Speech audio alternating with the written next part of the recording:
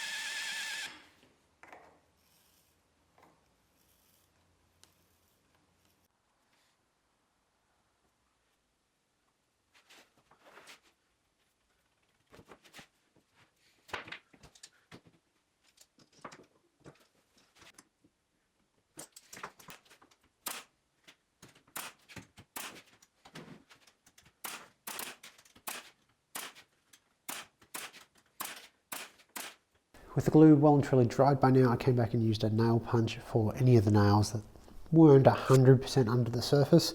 So that's all nice and smooth. The fence is actually quite nice and stiff now. That C-shape glue combination make it really quite strong for what it is. It wouldn't be load bearing, but for something like a miter saw fence, it's perfect. I need to attach the tracks now. I can't actually remember whether Kreg provides screws or not, but I'm using my own ones. These are truss head screws. I think these are 19mm truss head screws. So I'm just coming along with a long driver, which is why this back portion wasn't as high.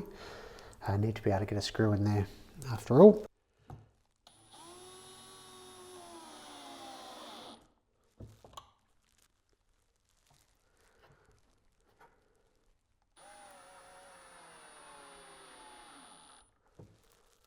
You'll notice that this end, it overhangs just a little bit.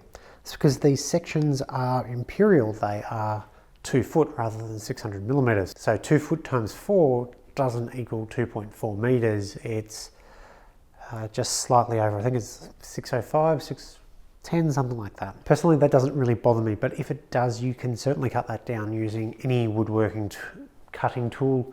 Aluminium is quite soft, so miter saw, table saw, jigsaw, hacksaw, all of those tools work really well if you want to use that to cut it to length flush with your fence. For me, yeah, it's on that end, I'm not going to catch myself, so it's no big deal. So this is the cabinet that the miter saw was sitting on. It's clearly not finished. On my side of the cabinet, I've got the front.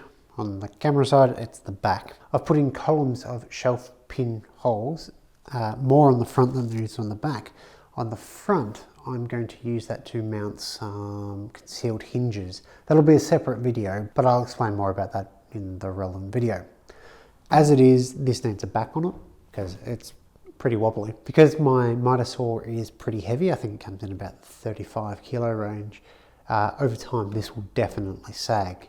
So I need to do some reinforcing. I've got a strip of melamine left over from cutting the big top there. It's about 100mm wide by the full 2.4 meters long. So I'm going to cut that into 3 strips of, well, the width of this, that minus the 2 sides, so that's 768mm. I'm going to put one at the back, one at the front, and one in the middle.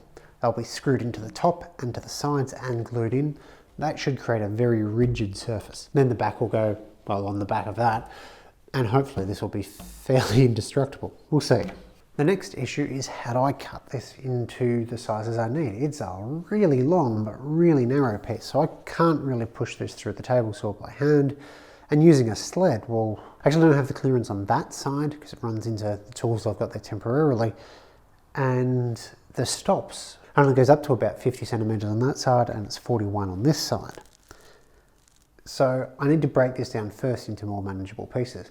A miter saw would be a great tool for this, but unfortunately mine's out of action until it's on these cabinets. So I'm going to use my crosscut sled. I've marked a rough line at about 800 millimeters, then I can cut it down further. But obviously this piece would sag. You can see hitting the table there. I know my sled is 18 millimeters, so I've got an offcut of 18 mil ply. This is then going to rest on sort of a skate for it, and I can break down my material that way.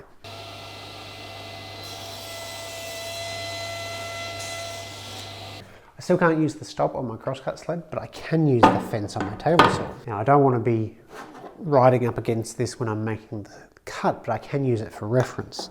So I need to cut this to 768, but that would rub against the entire fence when I was making the cut, and that would be unsafe. So I'm going to use a spacer block. This is melamine, it is 16 millimeters, so 768 plus 16 gets me to 784. Set my fence to 784. And I clamp this block on before the board will contact the saw blade.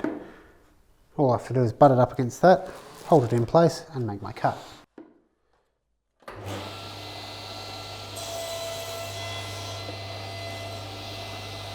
So now I've got my 3 pieces cut safely. I can now pocket hold these and screw them in.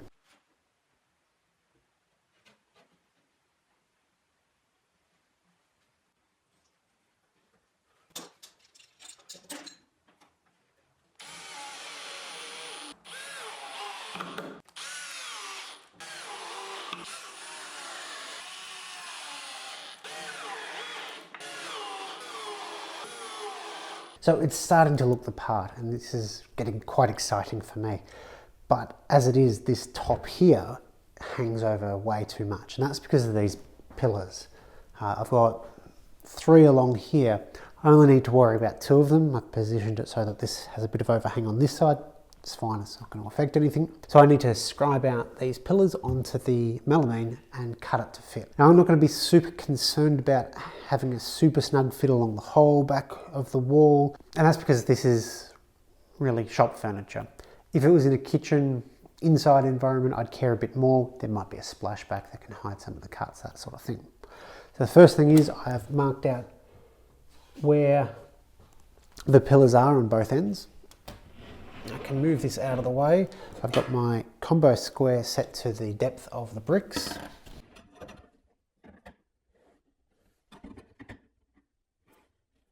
And there are quite a few different ways we could cut that out. A circular saw, because it's a square cut, could work. A router could work and would do a pretty clean job of it. But the most obvious way, since I don't care that much, is going to be a jigsaw. And if you've got a wonky wall, a jigsaw is usually going to be easier anyway. So how do you cut cleanly with a jigsaw in melamine? As you can see, it's quite easy to get quite a lot of tear out. So why doesn't this have any tear out? First, we're going to look at the blade. This happens to be a metal cutting blade, but you want as fine a tooth and minimal set. That's how far the teeth come out for cutting melamine. So a metal cutting blade is fine. You can get melamine or particle board or plywood cutting blades, and they're fine. I don't have any on hand because I typically use my jigsaw in hardwood. You can see these teeth are gigantic and super aggressive by comparison. Secondly, a jigsaw blade goes up and down, but it can also go forward. It's either called a pendulum motion or an orbit, and you want that turned off. This one, while it's not clean, has smaller chunks missing out of it than the one with the orbit cut turned on. So why is this line here so much cleaner? Well, this is done with the same blade, the orbit turned off, but from the underside. So it's cutting like this, rather than from the top. So if we flip that around, it's a mess here, but these 2 lines are clean. And it's the upward stroke on a jigsaw blade that pulls and tears out the melamine. So if you cut it from the other side, it cuts just fine. You can get jigsaw blades that cut on the downstroke rather than the upstroke, and the teeth will obviously be in the other direction. I don't have any of those, so my best bet is to cut it from the bottom side. Depending on your jigsaw type, you actually have a couple of options. If you've got a D-handle jigsaw, and I don't have one on hand, that's where, well, you've got a handle like that and you grip it from up there. You really have to just cut it from the underside. So you'd flip the workpiece around, cut it that way. if you have a barrel grip, it's a lot easier to actually cut it upside down, like this.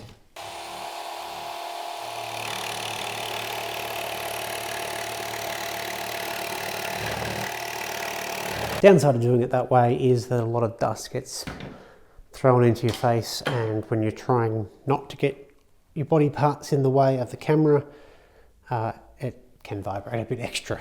I'm going to try it upside down. I haven't done that a lot, so it'll be a good challenge.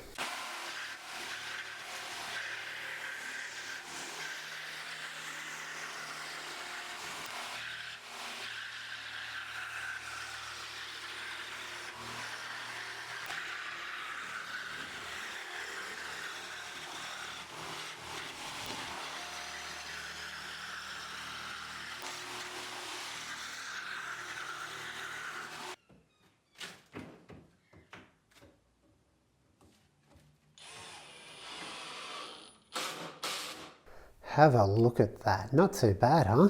The Mitre saw is roughly in place, the fence is roughly in place. Thing is, I need to lock both of these things down before they can be used. There are probably lots and lots of ways that you can attach a fence to the bench top, but in my mind there's probably only a couple that are actually worth doing. You could just screw it down and then adjust the Mitre saw, or the reverse I suppose, so it matches, and that's okay. It doesn't have a lot of adjustability. So the method I would recommend is using bolts with elongated holes in the fence so that you can move the fence back and forth a bit. I'm going to use a threaded insert. The other option is a T-nut. And much of a muchness in this sort of application. T-nuts I have are pretty short, so in application they do wobble around a little bit. So I like the extra security of the threaded inserts I have. These are M6 and they've got a coarse thread.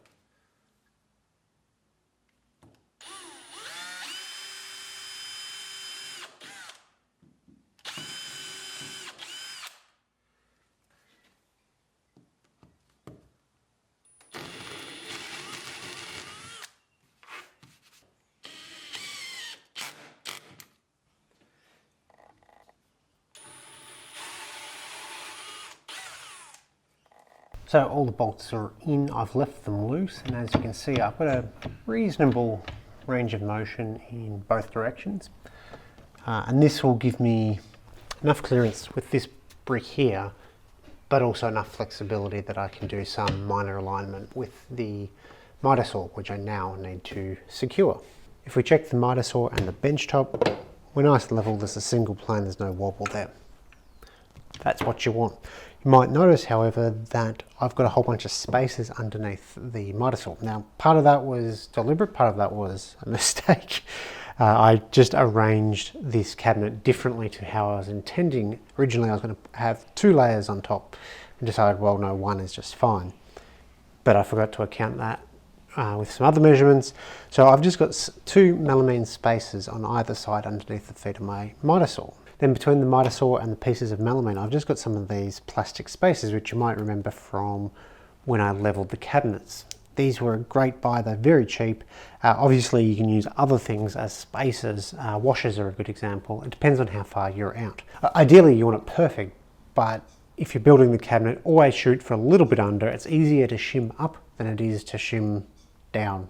So it's time to install the scales on the fence system so we actually know what length we're cutting to. Kreg include 2 scales, one is left to right, one is right to left, and they're both 3.5 meters, metal scales with adhesive backing. It's probably a little bit hard to see on camera, but I've got my tape measure hooked into the 0 clearance plate on my Mitre saw and to the edge of the fence. Here is about 385 millimeters. So I'm going to cut this at 385, stick it down, and then we'll do some final adjustment with the cursors on these various stops. I find this actually cuts pretty well with just some regular scissors.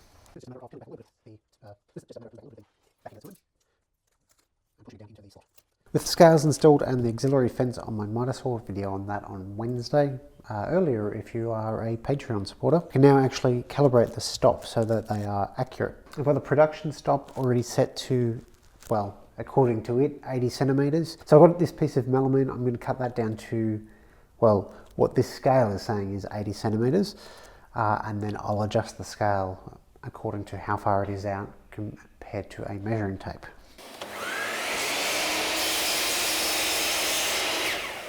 I measure from that kerf to the stop block. I actually get 80 centimeters exactly. So that scale I lucked out on and is right. So let's move along to the flip stop. I'll make sure that this one is off. I'm going to measure this to roughly 70 centimeters, or 700 millimeters.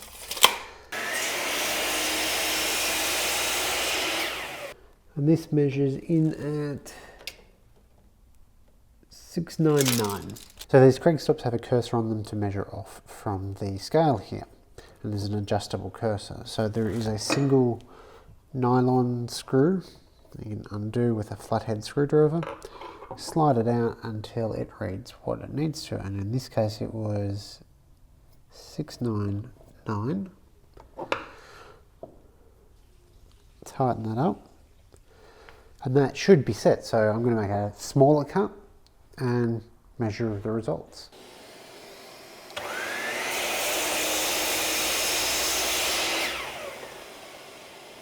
So this should measure 690 millimeters. And sure enough, that's bang on. So to me, that is fantastic. That required very little calibration to be pretty dead on accurate. The production stop, that's the non-flip stop, has a cursor on either side, so you can quickly take it from left to right and vice versa. The flip stop, you can't do that. You'd have to disassemble it and reassemble it. It will work on either side, but you can't quickly change it. There are still a few more episodes left in this series. As I said, on Wednesday there'll be the auxiliary fence for the Mitre saw itself, and hopefully I'll be getting in some more melamine this week to build the rest of the bits and pieces that I have planned. Thanks for watching.